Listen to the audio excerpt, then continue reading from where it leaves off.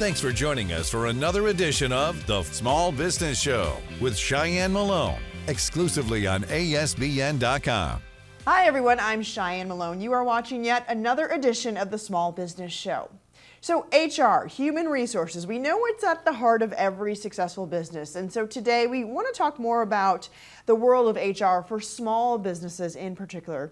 We've got Dr. Tiffany Slater. She's the founder and CEO of HR TailorMade. She's here to join us and give us her expertise and some insights on HR in the world as it exists in the small business world. Welcome. Thank you. So talk to us a little bit about your background and how you got into HR consulting, Doctor. Yeah, so I've been in HR since college. It started as an HR internship. I took my first human resources class and I immediately decided that that's what I wanted to do. So I changed my specialization from entrepreneurship to HR. And so I've been in HR for almost 30 years. I've worked in the casino industry. I've done manufacturing. I've done several industries. And I could truly say that this is what I love. And like many people who are running away from working for other people, I found myself in a situation that did not bring me joy. And so I decided to start a business on my own. So that is how I got here. And interesting, it's full circle, right? Because you started as, that is your major and you came back around. So now you get to do both HR and be an entrepreneur, which is great. So talk to me about some of the common challenges that you see from terms of HR departments and small businesses, if they even have one at all. Yeah, one of the major challenges that I see is they don't have enough funding to have an HR person or to have HR expertise on their team. They also don't really need a full-time person. So figuring out how to fill that gap has been a challenge for many of them. And they oftentimes assign HR to someone who has another primary function, and HR just kind of falls in on that to-do list. So that's one of the major challenges that I've seen for them.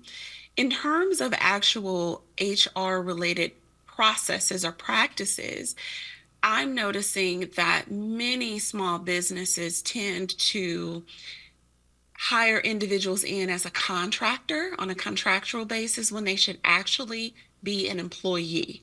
And that is something that can really cause them to be fined and create a lot of problems for them. So those are the two areas that I would say.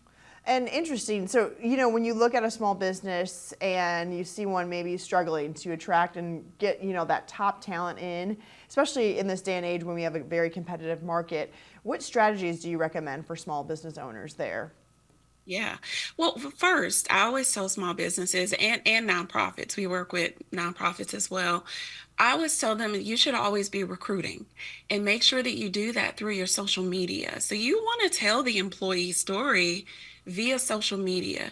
You want your organization to be so intriguing and exciting that you have a waiting list of applicants.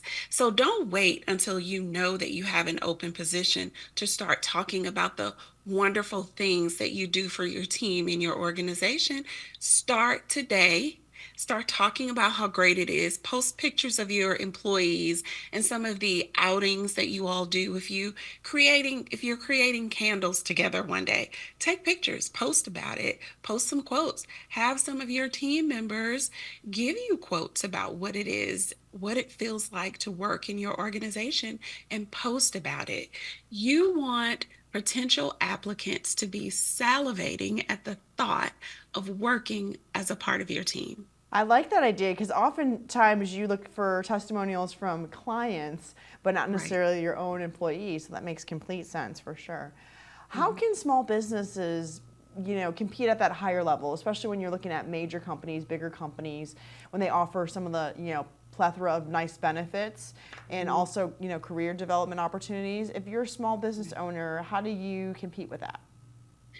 I don't know that you can, and I don't know that we should try Okay. to compete with that. I mean, because we are, a space of our own, quite frankly.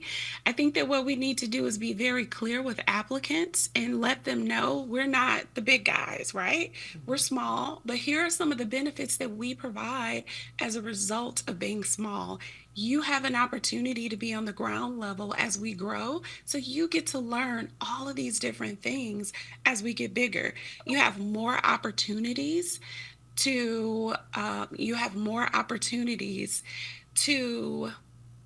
learn different skills or work in different departments because we're small. You have the opportunity to take on projects that maybe you would never have the opportunity to be a part of in a larger organization. So that's one of the greatest benefits of being a part of a small team and small organization.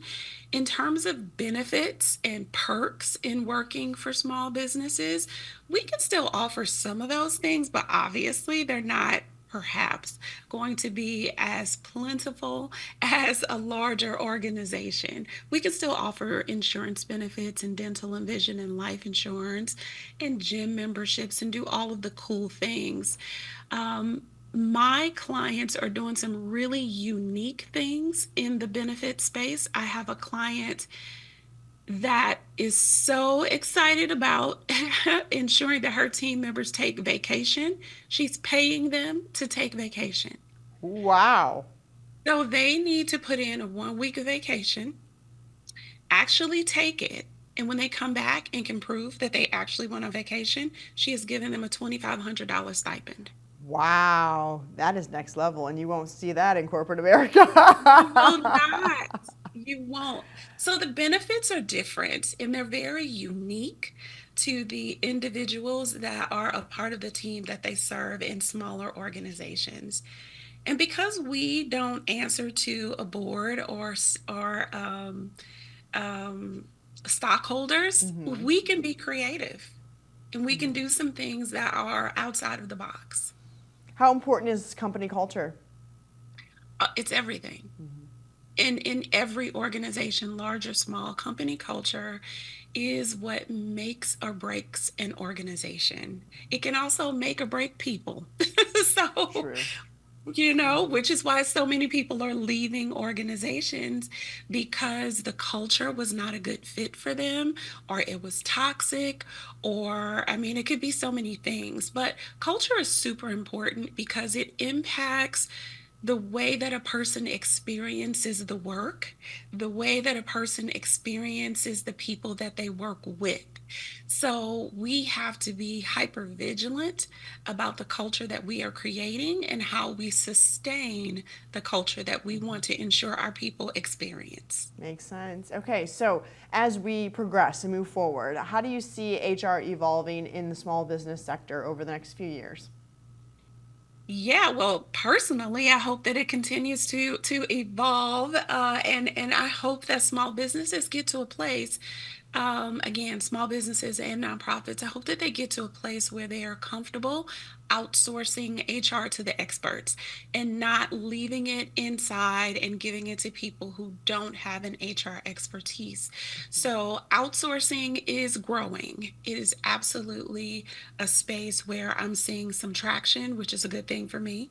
And I also think that small businesses will begin to rely more on HR to help them develop the culture and create the processes and practices that will sustain the type of culture that they want their employees to experience. Well said. Dr. Tiffany Slater, the founder and CEO of HR TailorMade. Thanks so much for your time today.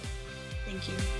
Thanks for joining us for another edition of The Small Business Show with Cheyenne Malone, exclusively on ASBN.com.